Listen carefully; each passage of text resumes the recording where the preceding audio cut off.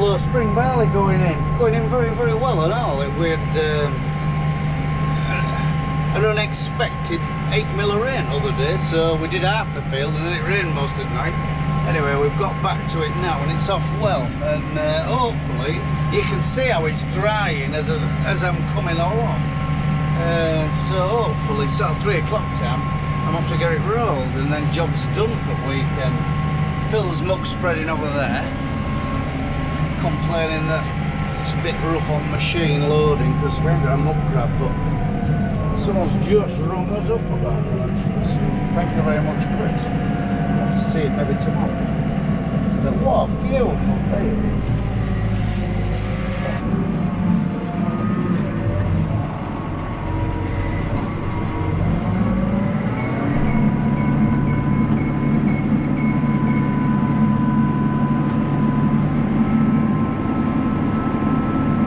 It's nice to do a bit on land, to be honest. It's but the sprayer's holding us up. Some of our heavy land is getting dry enough to, it wants desiccated, and some of it, well, it's getting about dry enough to drill. So, and I like early drill barley. I think as long as it don't come a lot of weather after it, gets established and yields better than that late drill bloody pigeon corn or chicken corn, what do they call it.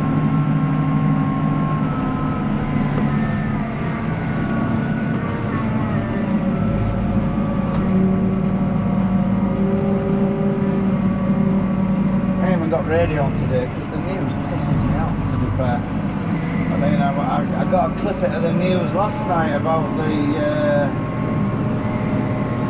Rachel's cutting the welfare budget now for like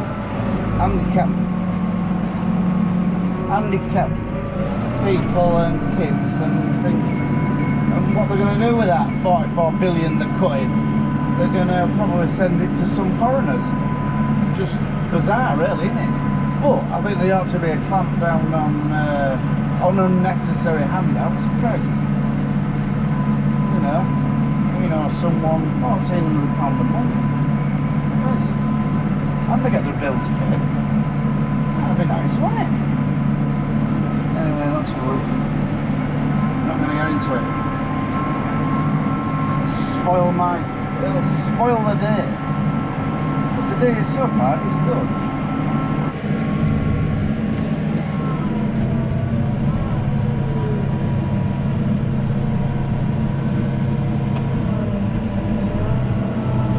What the numbers mean on that box is where it says 24 metre tram lines. What we've got here is a 4 metre drill. Every 6th bout, so every 6th breed I do with this drill, it puts some markers down and shuts 4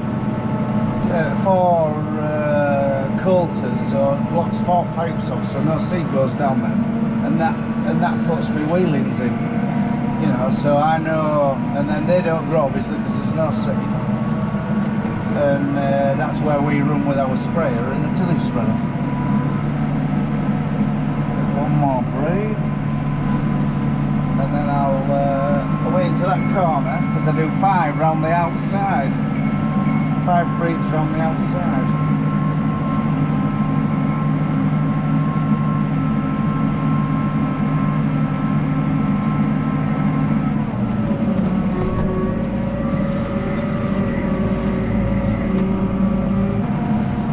It'll be sad to see the old Vardestead go, to be honest, because Christ, it's been a good drill for us. It really has. I mean, well, it's still a good drill. Nothing wrong with it, we've just superseded it with the system disc, and if you're wondering why we are using that, it needs to go to the Vardestead man to get sorted out. It needs quite a bit of work doing at it, but anyway, it'll be right when it's done it.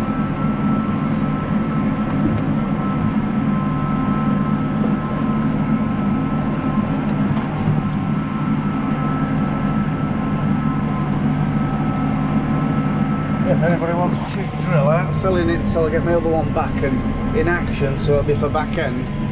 But it's a Grelia tines, very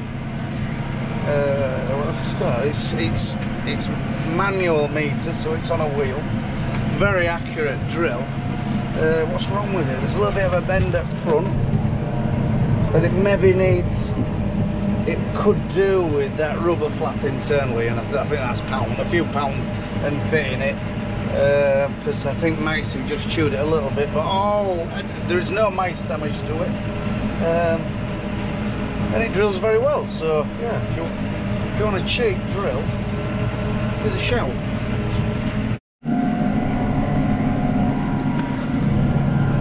One advantage of this drill though, which I really do like about it, especially on heavy land, is the grellier tines. Go back there. There's nowhere to stick you. The camera's on a magnet if you want to just fling it. Yeah, there's nowhere. Start again. Yeah, you can pull the grellier tines in and take all your wheelings. You know, because I always drill the headlands last. I presume that's the norm, is it? And like I say, you can bury the bloody tines in 6 inch deep, but it does take it is a little bit of horsepower sapping, is that, because when you've got the tines real deep, it does take a little bit of pulling. I mean, we used to have this drill on our Case Magnum. Oh, it was a hell of an outfit. And you could drag them tines in, so you know, sort of that depth on every lamp, and she didn't use the she didn't know she had it on back, but this tractor, you'd know, Christ Richard, you're actually shite, you'd know you had it, you'd know you were pulling them tines deep. What's what's going on? Yeah, the Case Magnum's for sale and all, anybody wants one. Bloody true classic. A lad came to see it the other day. It hasn't been started and she's a bit sorry for herself. It's back at shed covered in dust, but it's a very, very tidy tractor. Good interior, 7,300 hours I think. Straight to work machine. But it's just at its place, that 20,000 what it's worth could be spent elsewhere on this farm and make our life easier. That's what we're thinking. And we've got plenty of tractors. All it's done lately is a bit of it turns the dryer, and it seems an unnecessary.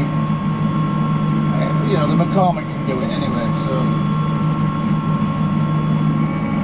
yeah, Case Magnum 7120, P-Reg 996, 7,300 hours. A very, very tidy example. Good tyres. Straight to work, or sure, whatever. Bit all go today. Lads have been muck leading. We had 3 load of pigs, 2 loads yesterday, 3 loads today. We've started piling a bit of muck up here, ready to go on this land at back end. And that field's what we've just drove across. Phil put some muck on it the other day, and it's destined to get injected with slurry tomorrow. So yeah, a bit all good really, and lads have knocked off to, as I say, go drilling, and they're drilling Barley, just a little field what was fodder beat, and Phil said it was just good, too good to sort of not miss. So before night he's knocking it over with a power, and our Ollie's fairly tight behind him with his Vadestad of there.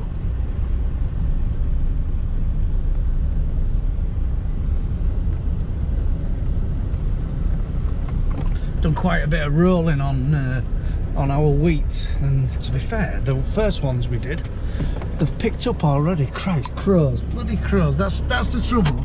We've been the first drilled. Phil's just ploughed this bit of beet land, and it's forecast a bit showery, and he said he'd ploughed lovely, so we've took the advantage. It's a bit late in the day to start, but we're going to get it drilled. So Phil's just whipped over it with power, with that 4 metre Lely power. It's got a great big diameter crumbler roller on it, and it makes a fantastic job.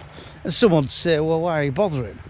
let the drill do it, but it just levels it and packs it down a little bit more before the Vardestad. And then what we'll do, hopefully it'll dry, or the next opportunity, because it is forecast showers, we'll come with the rollers and give it a good pack down. But I like to roll this type of land before it gets too dry, even if it picks up a little bit and it just causes a bit of a crust, and that crust sort of doesn't blow, where if you beat it to death and roll it and roll it when it's bone dry, it goes to powder, you know, because there's not a lot of structure to it at all. But if it doesn't drought, it can be quite productive like. So yeah, it's off in with Curtis spring barley. We're growing 2 varieties of spring barley this time, Curtis and Diablo, both feeds, I think. Don't think they're malters anyway. We never keep anything separate, we just bang it on heat, because our nitrogens, we're using a lot of slurry. Our nitrogens usually don't tick the box for malting anyway. So, but yeah, looking.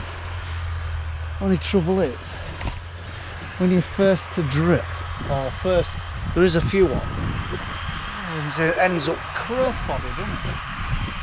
Which is a pain in the ass. There's crows on that field, there's crows on that field, so I'll have to go get some gas bangers and some kites.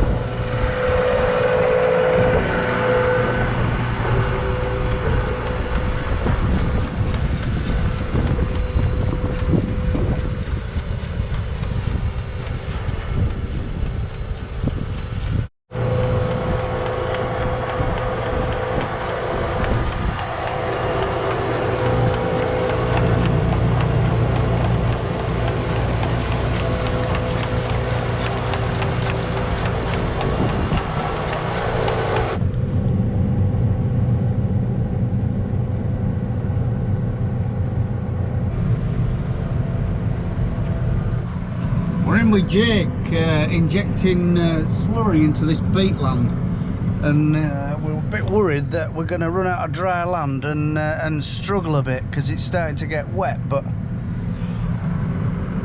so far so good. Very nice in here, isn't it? It's how many? 340 horsepower Optum. All singing and dancing. He had what did you have before? 8S?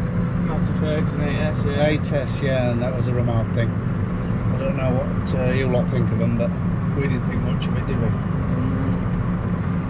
This thing will pull for England. Jake bought the Simba Solo offers, the 4.5 metre, and he actually demoed it in this field. It is light land, but pulled her like now, so.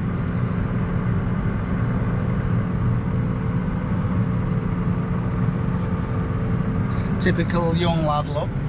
KFC for dinner. Bag and bucket for this lad.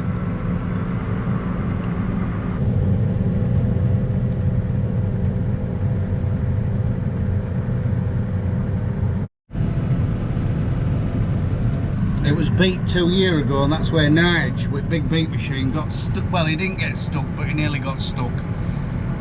Fully loaded, went through lowest part at field and bogged it to arseholes. But saying on the Massey 8S front, it was a nice cab, wasn't it?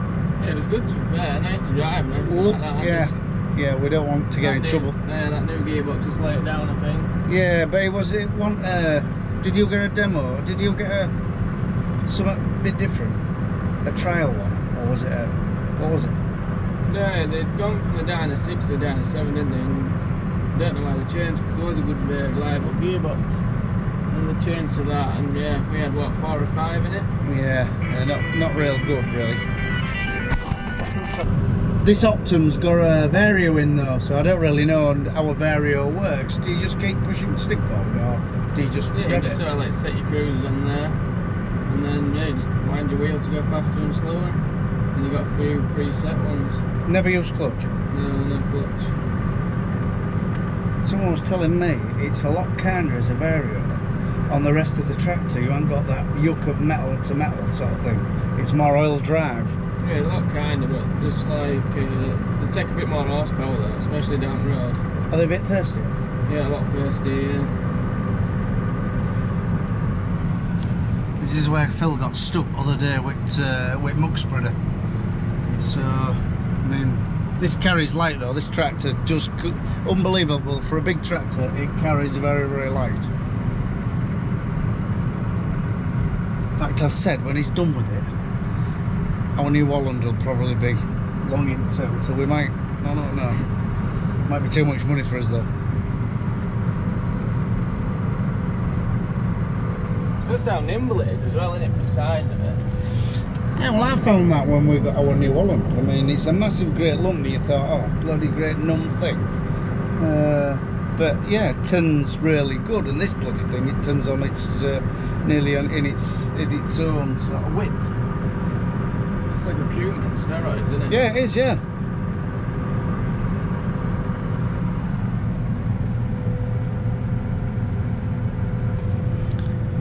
We've got a hole in the pipe there, you can see it spiraling.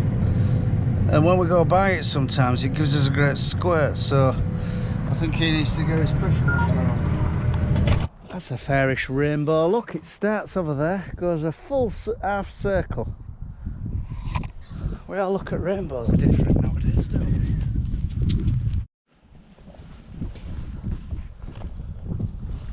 The sun's low and bright, shouldn't complain really, but our Ollie's done really well. Well, Ollie and Phil, because they've both been at it.